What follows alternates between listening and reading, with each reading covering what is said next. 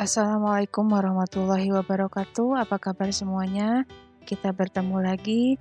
Pada tutorial ini kita akan membahas tentang CRUD pada Laravel menggunakan Query Builder, yang mana tutorial ini merupakan lanjutan dari tutorial sebelumnya, yaitu tentang seeding dan packer.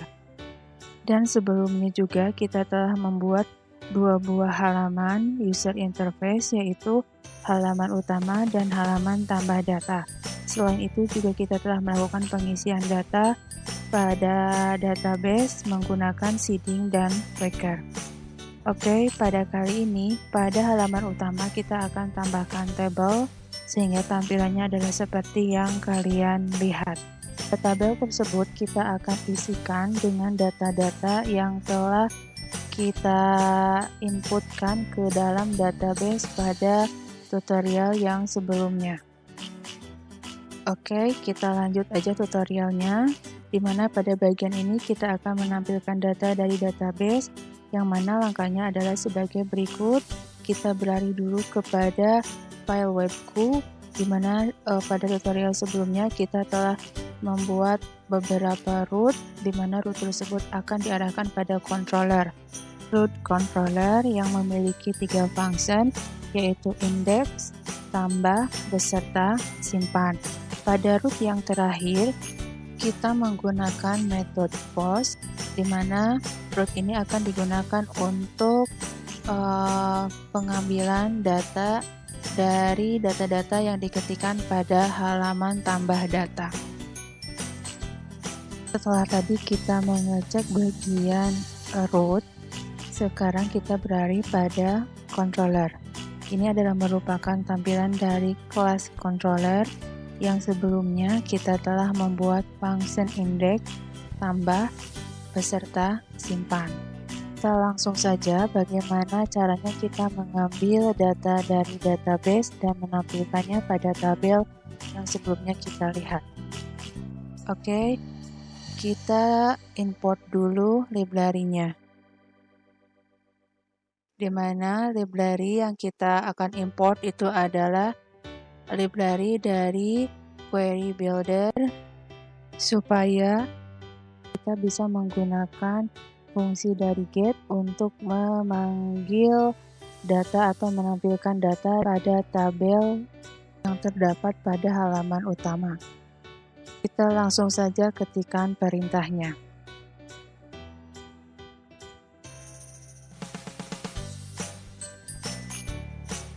Perintah tersebut merupakan perintah yang digunakan untuk mengambil data dari database, atau sama dengan perintah query select bintang from books, di mana nanti data yang diambil itu disimpan dalam sebuah variabel $buku, di mana nanti data yang tersimpan pada $buku tersebut akan di-return ke dalam view konten yang merupakan halaman utama dari aplikasi kita. Sekarang kita edit bagian view kontennya. Kita tambahkan perintah for each, yang mana dengan perintah tersebut setiap record pada tabel akan bertambah secara otomatis berdasarkan jumlah record dari tabel yang dimiliki oleh database. Bagian ini kita isi dengan key pada array yang menyimpan data dari $buku. Kita aliaskan sebagai $item. Oke, kita mulai pengisian tabel pada halaman utama dengan data yang terdapat pada tabel database.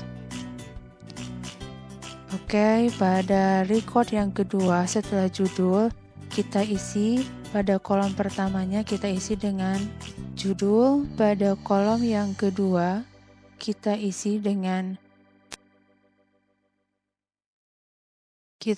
sinopsis, sedangkan pada kolom yang ketiga diisi dengan penerbit. Jika sudah selesai, kita cek di browser dan hasilnya seperti yang kalian lihat, menampilkan data dari database. Selanjutnya kita akan melakukan proses penambahan data pada halaman tambah data, di mana data-data yang akan ditambahkan itu datanya seperti yang kalian lihat. Oke, kita langsung aja. Kita cek dulu ke bagian root-nya, di mana root untuk menangani tambah data itu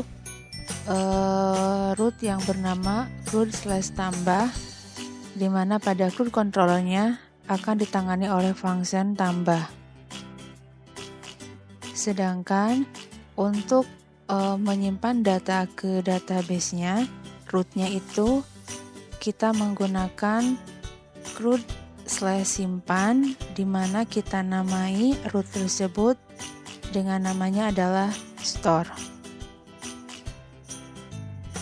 Oke, sekarang kita edit bagian dari view tambahnya seperti yang kalian lihat di sini.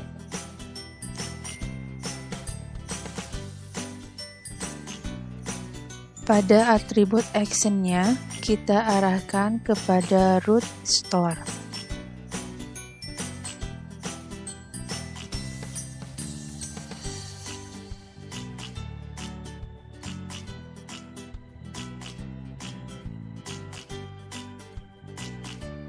Sekarang kita akan mengecek setiap atribut name yang dimiliki oleh setiap elemen yang digunakan pada halaman tambah.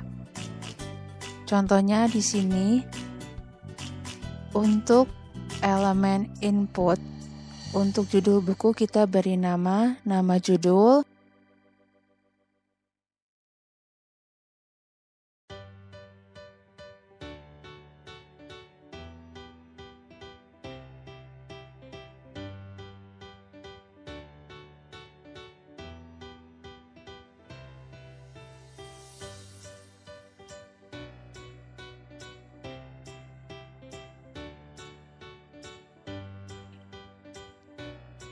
Sekarang kita ke CRUD controller.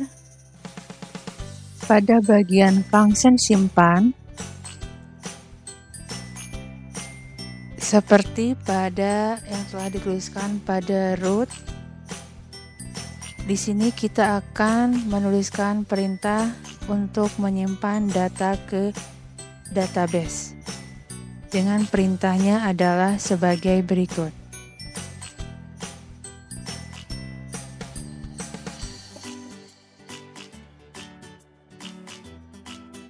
Setelah selesai menuliskan perintah insert data ke database-nya, sekarang kita akan menuliskan perintah redirect, di mana jika penginsertan datanya berhasil, akan langsung didirect ke halaman utama yang ditunjukkan dengan root dengan nama CRUD.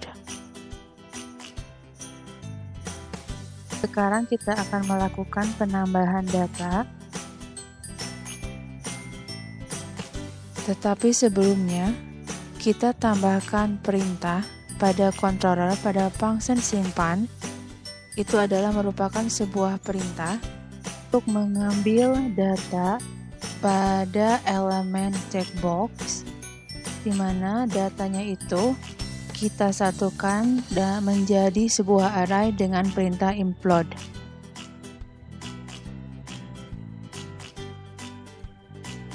Seperti yang kalian lihat, batas usia di sini kita menggunakan elemen checkbox yang jika kedua-duanya itu di checklist supaya bisa tersimpan ke database pada kolom yang sama.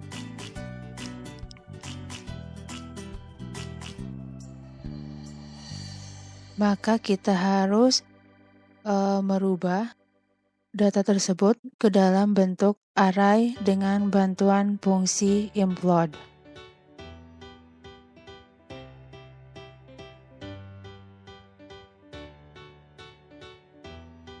Oke, sekarang kita coba melakukan pengisian data baru.